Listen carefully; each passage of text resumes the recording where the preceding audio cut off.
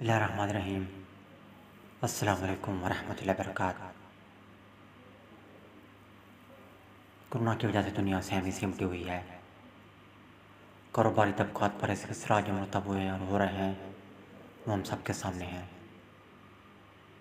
School, college, university تک بند کر دی گئی ہیں۔ ایسے میں اپوزیشن کو چاہے تو یہ تھا کہ وہ ایک ذمہ دار شہری ہونے کا ثبوت دیتی، اپنے جلسے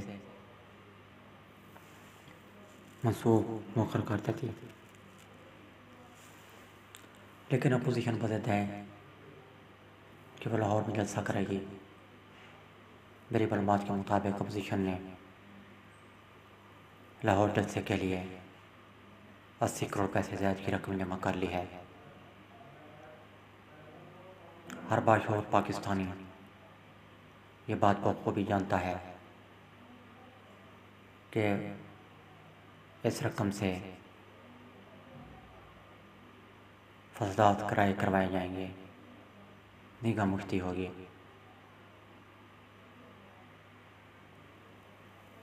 سامعین معظم، اب یہ لوگ کہہ رہے ہیں کہ ہم استعفے دیں گے۔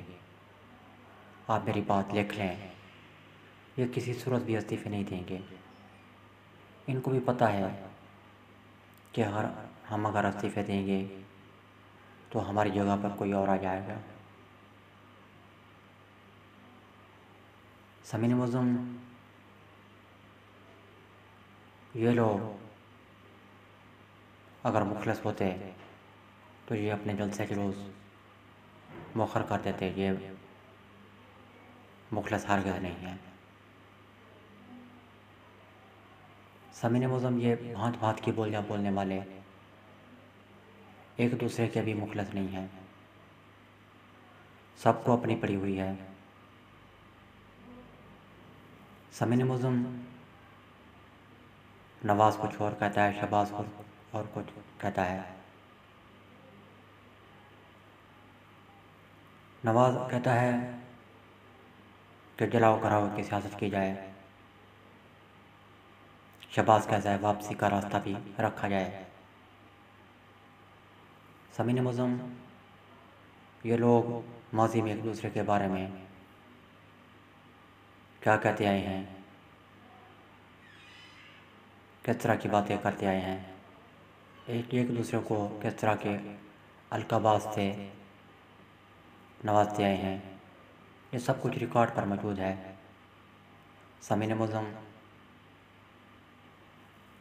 نہیں سنا جنہوں نے تو میں ان کو بار بار کہتا ہوں کہ انٹرنیٹ کا دور ہے، آپ خود ریسرچ کریں، آپ کو سارا مواد وہاں سے مل جائے گا۔ سامعین معظم، آئیں آپ بھی میری طرح پاکستان کا سوچیں۔ پاکستان ہے تو ہم سب ہیں۔ سامعین معظم، اگر آپ کا تعلق کسی بھی پارٹی سے ہے تو یہ پارٹی بازیاں، یہ جلسے یہ بعد میں ہوتے رہیں گے۔ اس وقت متحد ہو کر پاکستان کا سوچیں، اپنے بیوی بچوں کا، اپنے والدین کا سوچیں۔